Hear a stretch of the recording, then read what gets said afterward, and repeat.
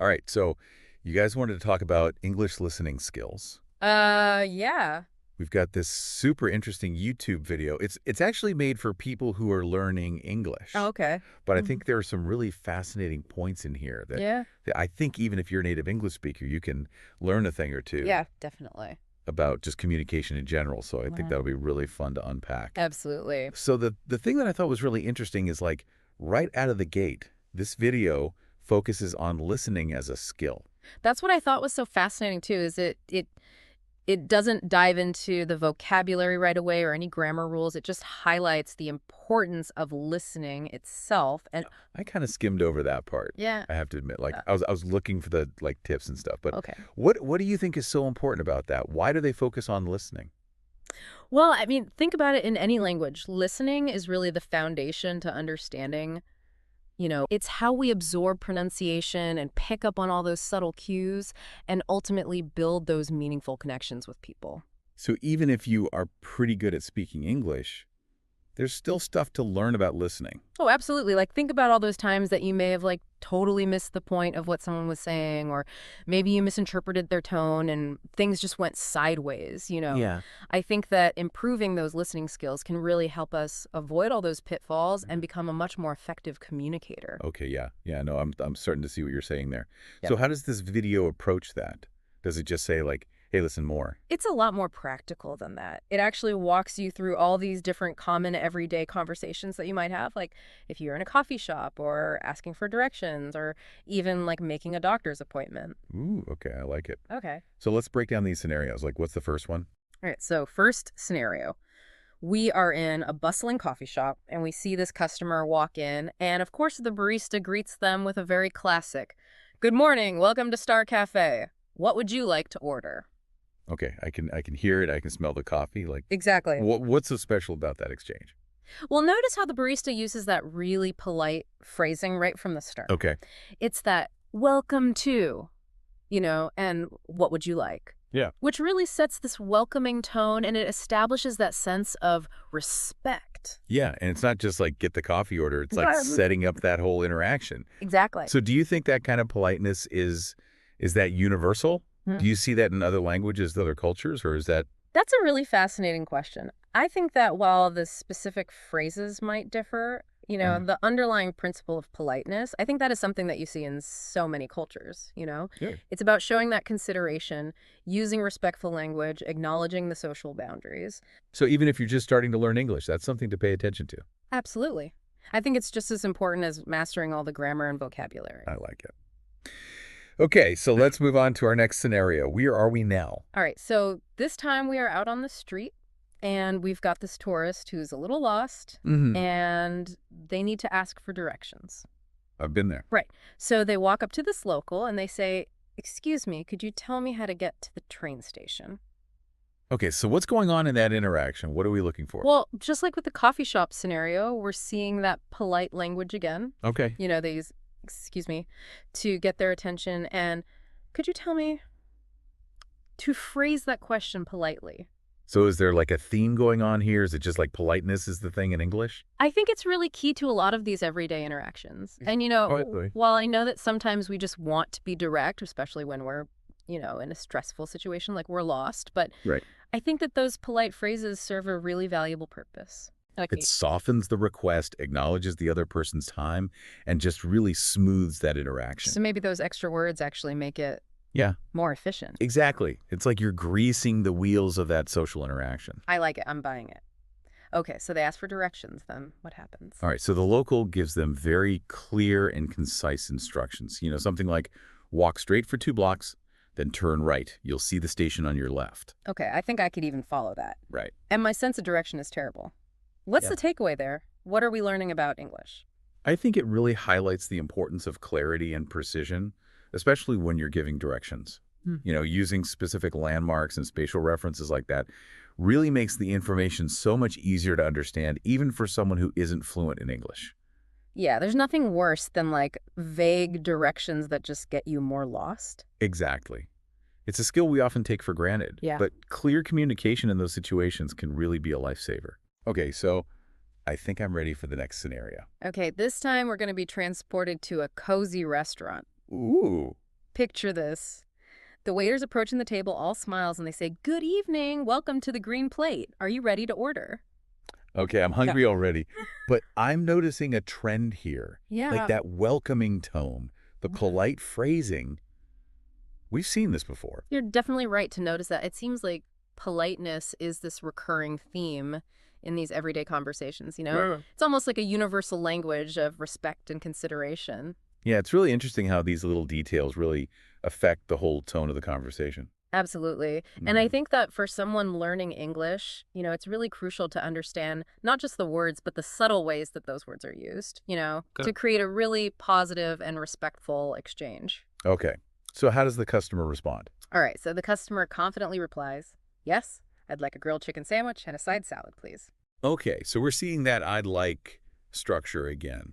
It seems like that's pretty useful. Yeah, it really proves its versatility in different situations, Yeah. you know? What else is going on there? Well, notice how the waiter doesn't just take the order and run off. Mm-hmm. They really expertly guide the customer. They ask them, "What dressing would you like for your salad?" Are they trying to upsell them? I'm just kidding. But it is like they're tailoring the experience to the customer. Exactly. It's more than just taking the order. It's about making sure that the customer gets exactly what they want. Yeah. And of course, you can't forget would you like anything to drink? Of course not. That's essential. It's like a ritual in a restaurant. Absolutely. But it's interesting how much we're learning about English just from these little conversations. Yeah, you're right. There's this underlying pattern here, almost like an unspoken script that guides all these interactions. And that script, with all the emphasis on politeness and the clear communication, it can really help someone who's trying to learn all these nuances of this new language. All right, I'm ready for the next one. Where are we going? All right, let's step into the world of retail therapy. Ooh. We find ourselves in a clothing store, and a customer's browsing through the racks, and a salesperson approaches with a friendly, "Hello, can I help you find something?" Okay, so I know I'm a little weird about this in real life, but Sure. what are we learning here about language? Well, it's all about proactive assistance. Okay. Notice how the salesperson doesn't wait for the customer to come to them. Yeah, They actively engage with them. right.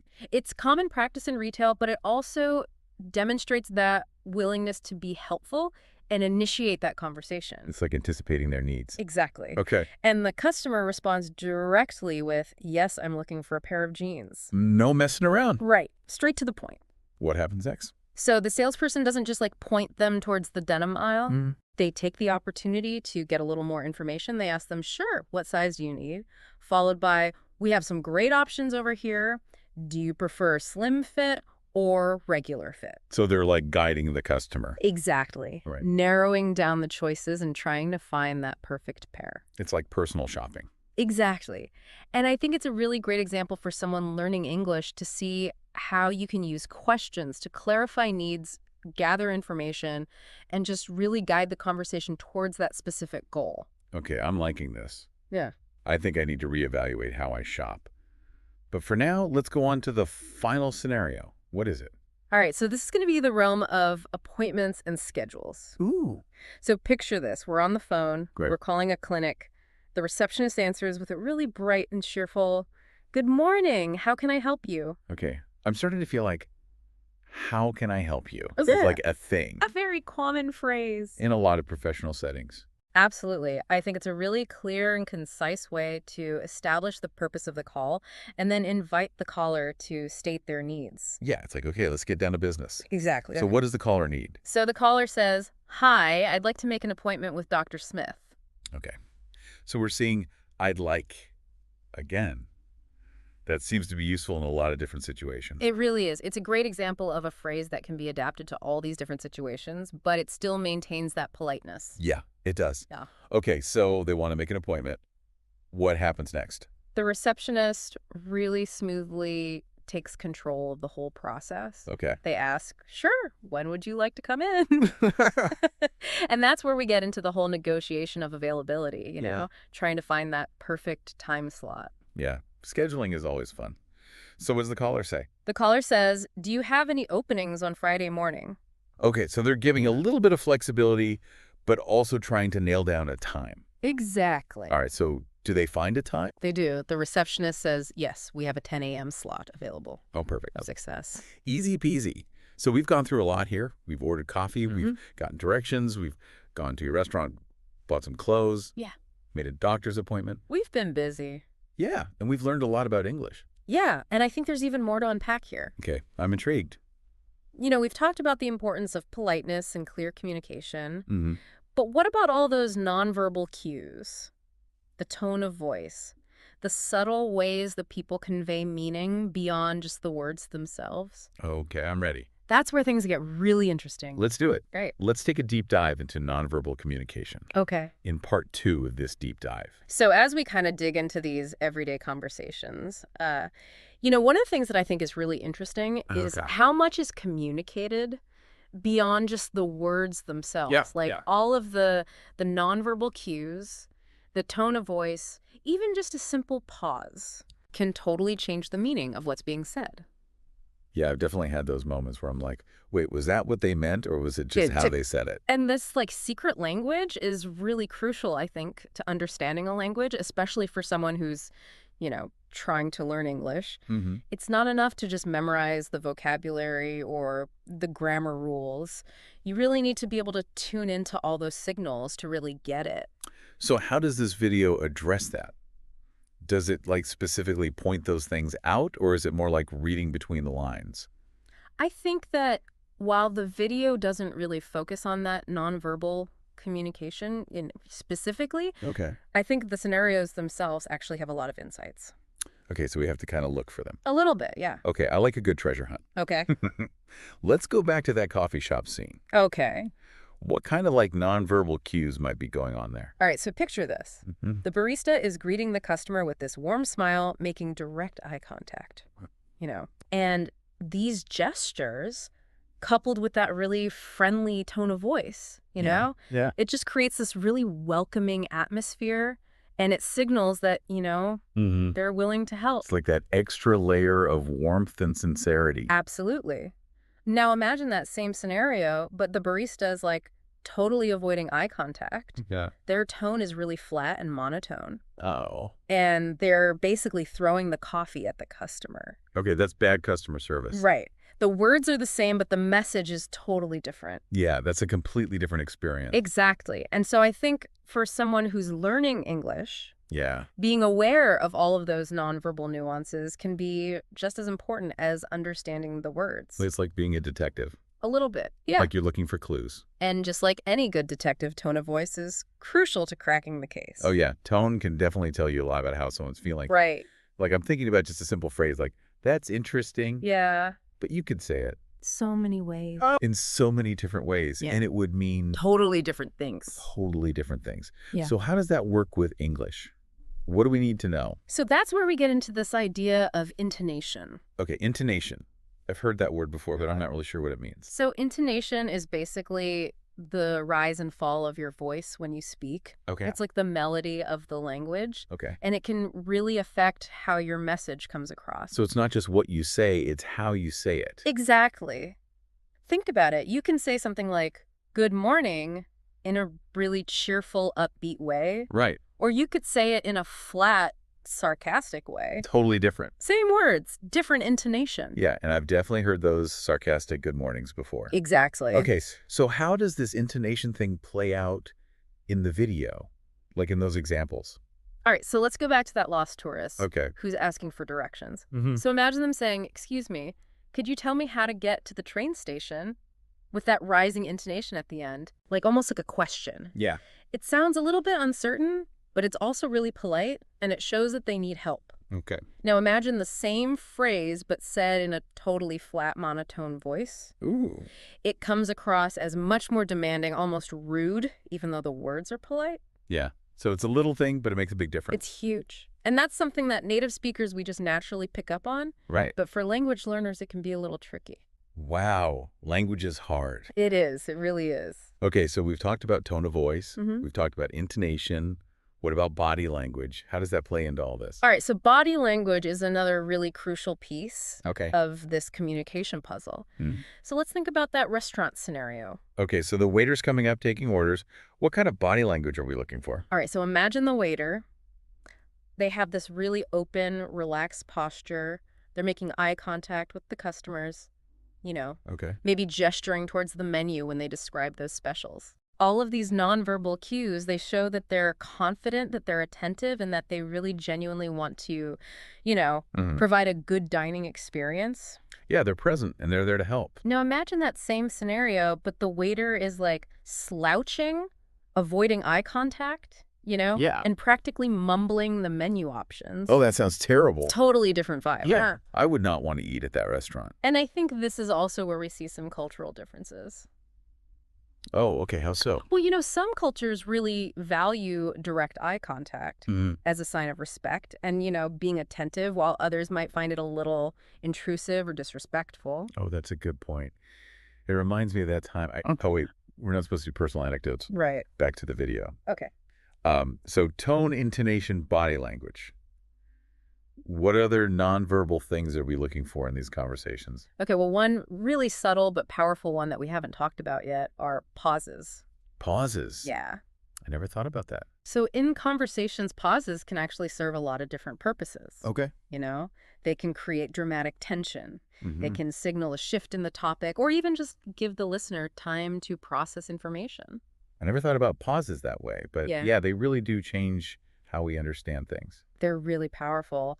And a well-placed pause can do things like emphasize a point, create suspense, or even, invite the listener to participate more in the conversation. So it's like all these nonverbal things are working together Right. to create the meaning. It's not just the words. Exactly. It's like a whole symphony. Yeah, And all those pieces come together to make the music. I like that. So if someone's trying to learn English, how can they get better at understanding those nonverbal cues? Do they have to go to a special school or something? Well, it's not quite that complicated, but Okay. one of the best ways is to simply pay attention, Right. observe how people interact in all these different situations. Yeah. Notice those little subtle shifts in tone and body language and try to figure out, Mhm. what those unspoken messages are. So it's like being present and aware of what's going on. Exactly. And language learning, it's not just about memorizing words and grammar. It's about immersing yourself in the culture, Right. observing how people communicate, and developing that sensitivity to all those nuances. This makes me realize how much I just take for granted Yeah. as an English speaker. I don't think about these things. Right. But if you're learning it, it's a whole new world. It is. It's fascinating. Okay, so we've gone through nonverbal cues. Mhm. We've talked about intonation pauses, even how culture plays into it. Right. But I think there's one more thing I want to dig into. Oh, okay. What's that? Well, we've talked about, politeness and clear communication, Hmm. but I also feel like there's some psychology going on here. Oh, yeah, definitely. With some strategies. These scenarios are not just about language. It's about persuasion and, social dynamics and all those subtle ways that we influence each other. I like it. I think that's a great place to leave off. Go with And we will come back Mm-hmm. and explore the psychology of Okay. everyday conversations Let's do it. in part 3. All right, so we've talked about politeness. We've talked about nonverbal communication. And now I think we're ready to talk about, The cytology. like the mind games A little bit, yes. of everyday conversations. It's fascinating to me how all of these, seemingly simple conversations like ordering coffee or asking for directions can reveal so much about, how we influence each other. Okay, so let's start back at the coffee shop. Okay. We've talked about the barista, being very welcoming, setting the tone. Mm-hmm. But is there something else going on there? Is there a strategy? Absolutely. Yeah. But using phrases like welcome to and what would you like to order, the barista isn't just being polite. Right. They're actually subtly guiding the customer through that interaction. So they're making it really easy for them to just order their coffee and go. It's a very subtle form of persuasion, Yeah. gently nudging the customer towards that desired outcome. And I guess that outcome is buying coffee. Exactly. It's really interesting to think about how much thought goes into these little interactions. And it's not just coffee shops. We see it in the restaurant scenario as well. Oh, yeah. What about there? Remember how the waiter, didn't just take the order, but they really guided the customer through all those different choices, Mm-hmm. asking them about salad dressings and drinks. Yeah. I thought that was just good service. Well, there could be a little bit more to it Okay. by offering those suggestions and kind of guiding the customer. Yeah. Through all those different options, the waiter might be, subtly influencing their choices. So they're spending more. Perhaps. So it's like that little nudge to get the fries. Or the chocolate cake. Exactly. Yeah. So there's a lot of psychology going on in Yeah. these little conversations. There really is. And I think that, it makes you wonder what other subtle techniques are kind of hiding in plain sight. Okay, what else you got? Well, let's think about the clothing store. Okay. Remember how the salesperson proactively offered that assistance Yeah. and really asked those questions to understand what the customer wanted? Mm-hmm. So by asking questions like, what size do you need? And do you prefer slim fit or regular fit? Right. They're not just gathering information, they're actually building rapport. So they're like making a connection with the customer. Exactly. Right. And when we feel like someone really understands our needs, Mm-hmm. we're much more likely to trust them Yeah, that makes sense. and ultimately make that purchase. So they're like setting them up for the sale. A little bit. But it's all very friendly. Right, exactly. Okay, so we're seeing how these conversations are, not just about the words, but about the psychology. It's like a game of chess Okay. where each move is really carefully calculated to achieve a specific outcome. You're making me feel like I need to go back to school and learn about psychology. Well, it's all about, understanding the other person's motivations and, Okay. anticipating their moves and then subtly, Mm-hmm. influencing their decisions. Okay, so we've talked about, tone and body language and all that. Mm-hmm. But what about the pauses?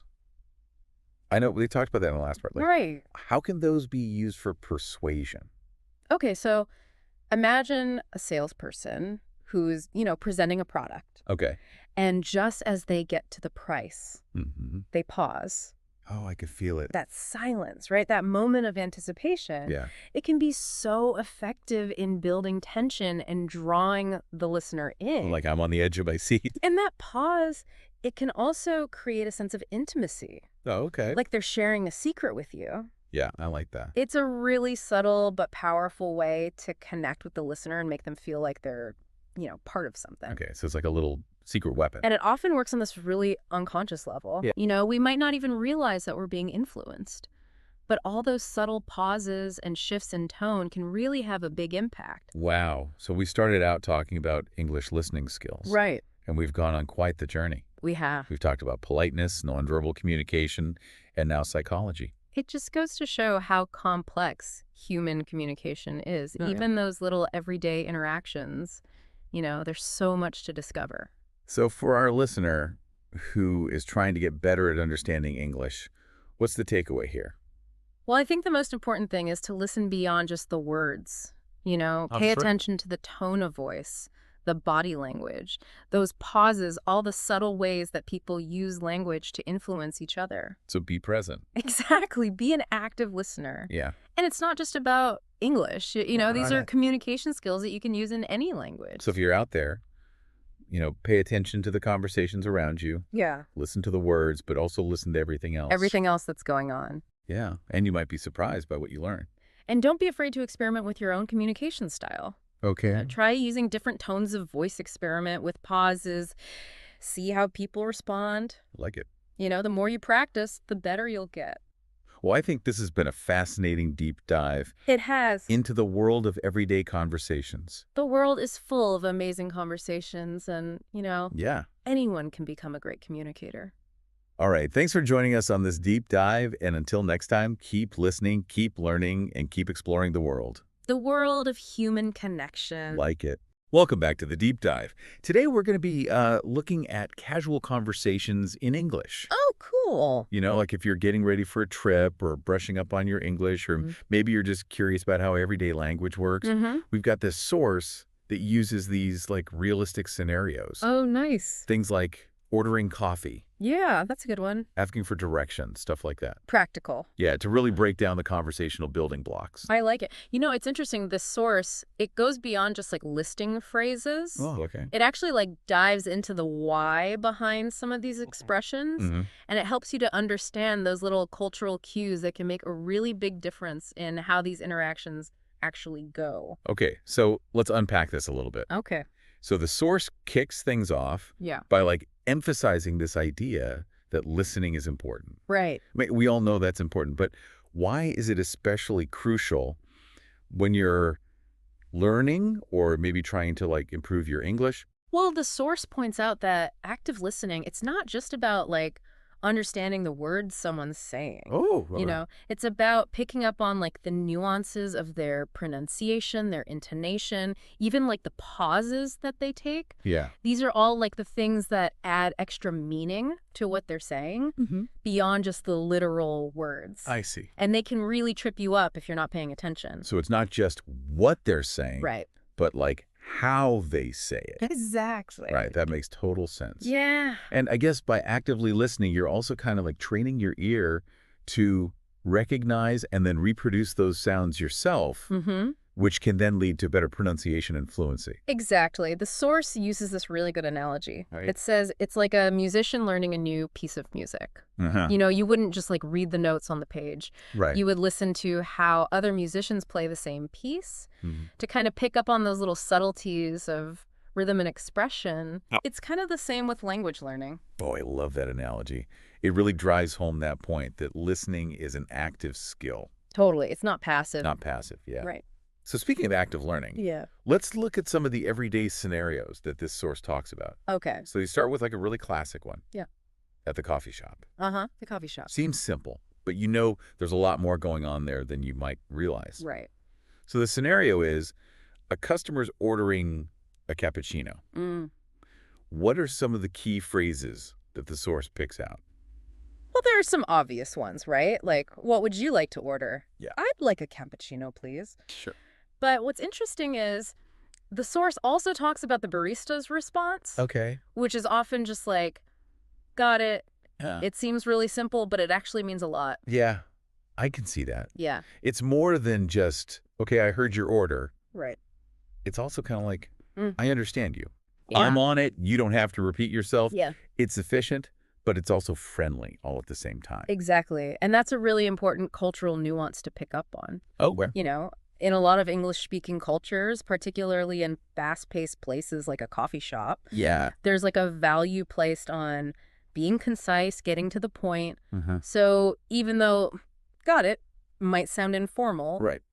totally appropriate, Yeah, expected even in that kind of setting. that's a great point. Yeah. It's those little things you might not even notice, Yeah, but can really affect how smoothly the whole conversation goes. totally. And the source does a great job of pointing those things out. Yeah. So you can navigate these everyday situations more confidently.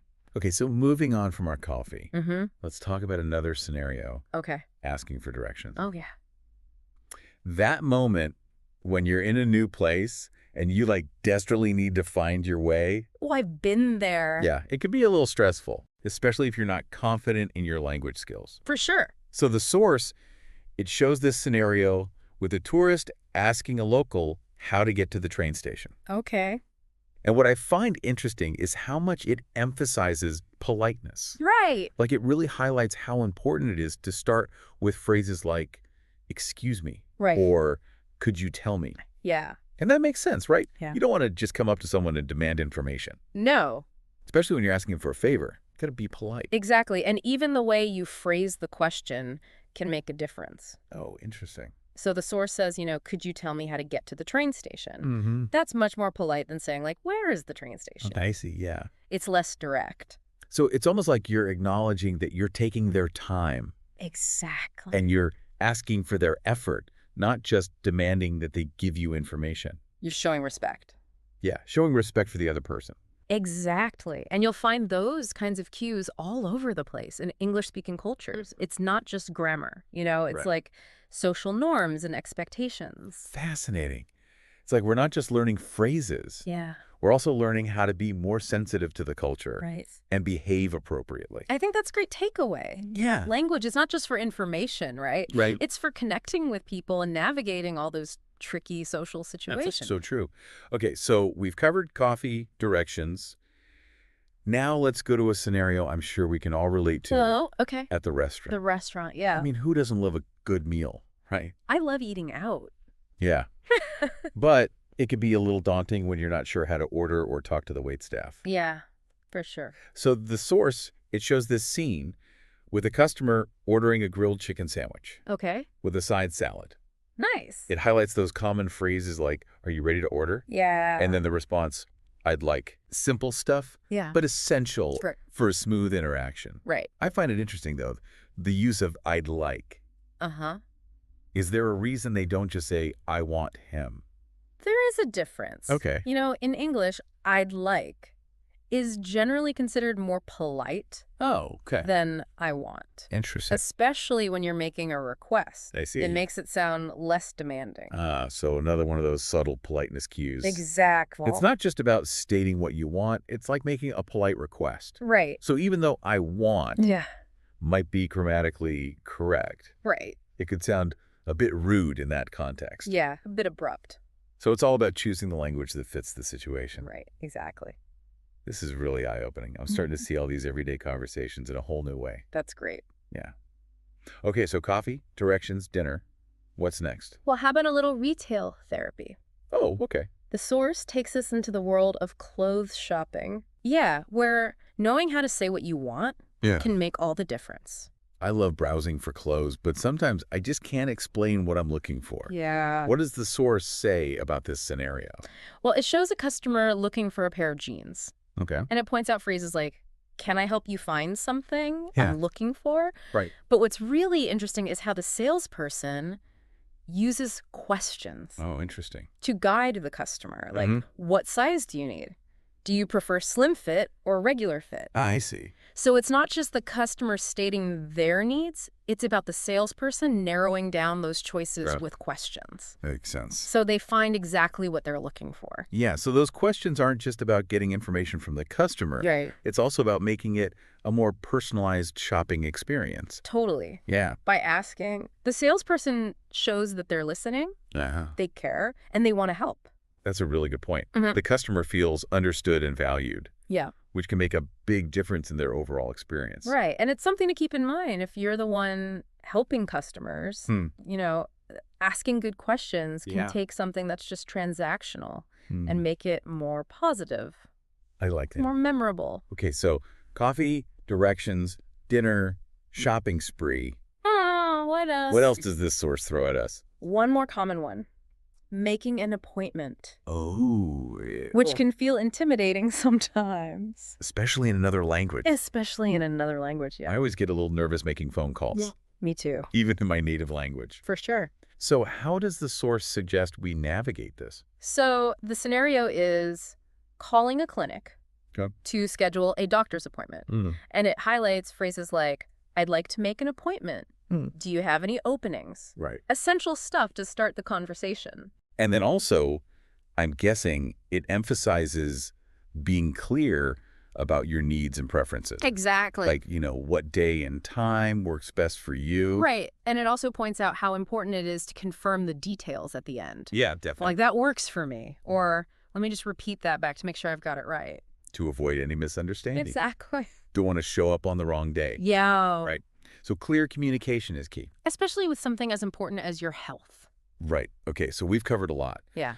Coffee shop, asking for directions, dining out, clothes shopping, making an appointment. You've been busy. This source is really packing a punch. It is. And what makes it even more valuable is that it's not just about the phrases. Mhm. It's about the why. Right. The cultural stuff. Yeah. Those little cues that can help you communicate better in real life. I love this deep dive. Yeah. It's really making me realize that even though I use these phrases every day, there's a lot more to them than I thought. It's like there's this whole other layer. That's the beauty of language. It's Yeah. always evolving, always full of surprises. So true. Now, before we get too carried away, Oh, okay. let's go back to the source and see what else it has for us. Right. So after these conversational scenarios, what comes next? Well, this is where it gets really interesting. Ooh, okay. The source introduces what it calls the listening challenge.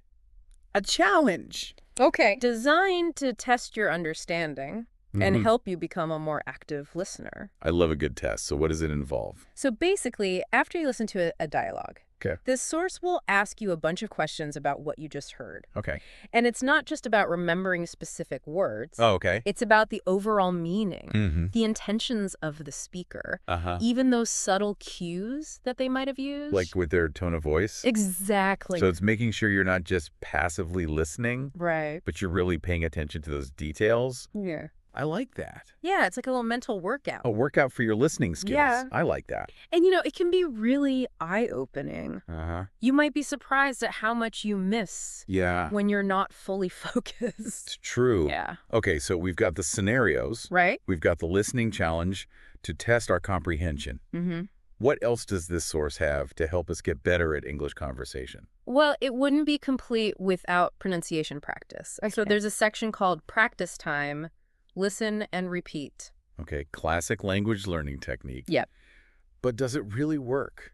It can, Okay. but it depends how you use it. Uh-huh. Just mindlessly repeating words won't get you very far. Right. The key is to listen carefully to the pronunciation, Mm-hmm. paying attention to those sounds, the stress, the intonation, Yeah. and then try to imitate that as accurately as possible. So it's not just parroting. No. It's about understanding how those words are formed and trying to get that pronunciation right. Right, and the source provides a bunch of phrases for you to practice Oh, nice. from those different scenarios Yeah. to reinforce what you've learned. Okay, fantastic. I'm already feeling inspired to step up my game. Good. But before we get to the practice time ourselves, Mm-hmm. let's take a quick pause and come back in part 2 Okay, to discuss what all this means for you, the listener. I'm ready for round 2. All right, sounds good. It's interesting how this source really focuses on English for, real-world situations. Right. It doesn't get bogged down with all the, grammar rules and stuff. It goes straight into the kinds of conversations you'll actually have. That's what makes it so engaging. Yeah. It's like you're learning tools you can use Exactly. to actually navigate the world. Yeah, and by breaking down these everyday scenarios, Mm-hmm. it helps you see how language is a social tool. Right. It's not just about giving information. No, it's not. It's about building relationships, Right. showing respect, understanding the culture. Exactly. I'm thinking back to that coffee shop thing. Uh-huh. It's funny how a simple "got it" can mean so much more. It really can. It's not just acknowledging the order. Right. It's like saying, I understand, we're on the same page, let's move on. It's subtle but important. Yeah, and missing those cues can lead to awkwardness. Definitely. Or even like misunderstandings. For sure. Like imagine being in a culture where directness is valued. Yeah. Saying, got it. Might seem rude there, It could. but in a busy American coffee shop, It's expected. totally. So language is always tied to the culture it's used in. That's such a good point. What's polite in one place might Yeah. be totally wrong somewhere else. So it's not just words and grammar. Right. It's understanding how those are used in the culture. Absolutely. This is making me realize that Yeah. learning English, Yeah. it's not just memorizing rules. It's so much more. It's about becoming aware of the culture Exactly. and being sensitive to it so you can communicate in different situations. Well said. Speaking of practice, Yeah. I'm curious about that listening challenge. Mm-hmm. Do we really need to test our listening?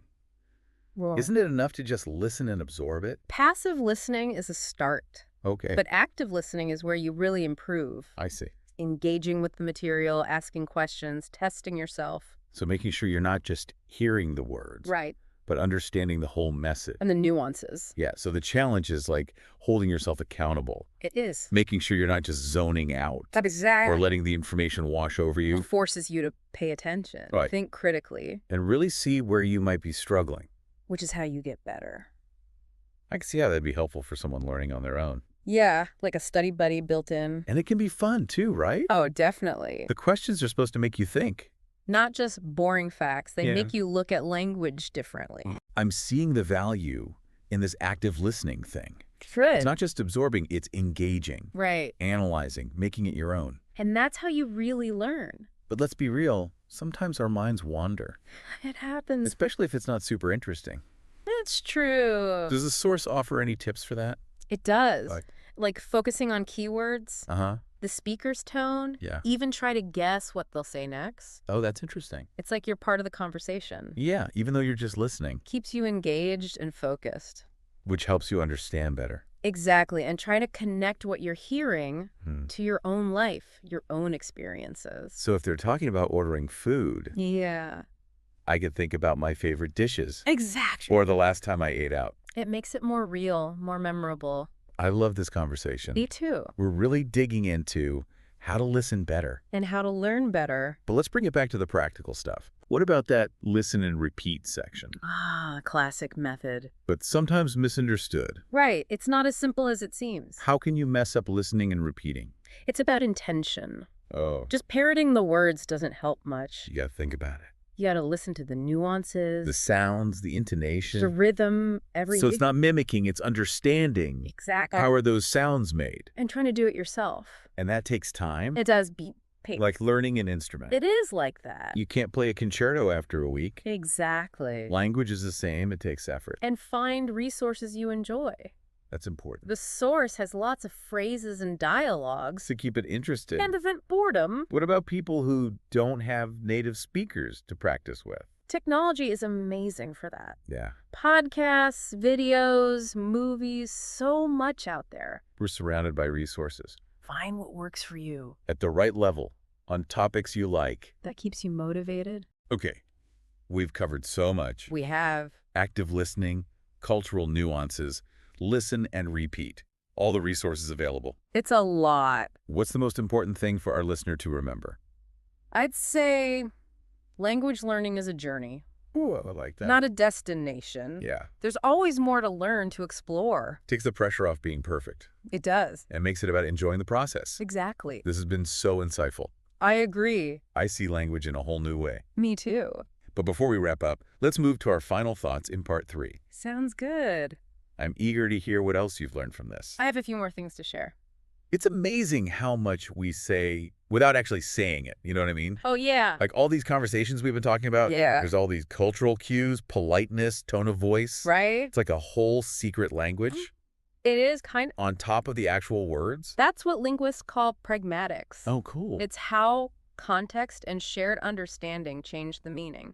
I see. Like, think about the phrase, "Can you pass the salt?"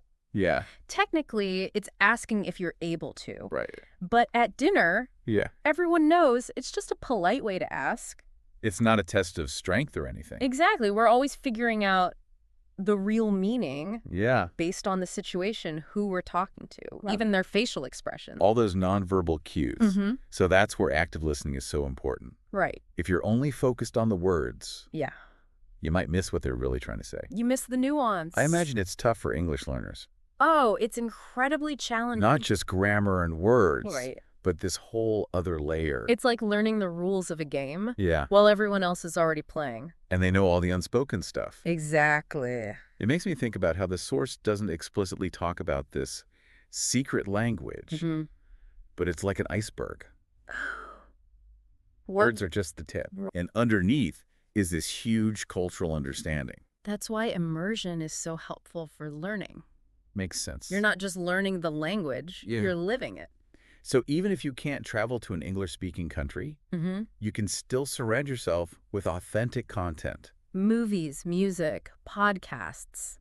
like ours. Exactly, to pick up on those cues. The more you're exposed to real conversations, Mm-hmm. the better you'll understand those unspoken rules. It becomes second nature. This has been such an eye-opener. I agree. Fluency is so much more than just correct grammar. It really is. It's the context, the culture Those unspoken messages. that shape how we talk to each other. And that's valuable for any communication, Not just language learning, whether it's business, relationships. even just understanding different perspectives. Okay, so as we wrap up our deep dive, Yeah. what's your final thought for our listener? I'd say enjoy the journey. I love that. Language learning is ongoing. Yeah. Be curious, be patient. Most importantly, have fun connecting with people. Beautifully said. Thank you. And thanks to everyone for joining us on this deep dive. Yeah, thanks for listening. Remember, every interaction is a chance to learn and grow. Keep listening, keep practicing. And keep exploring the power of language. See you next time.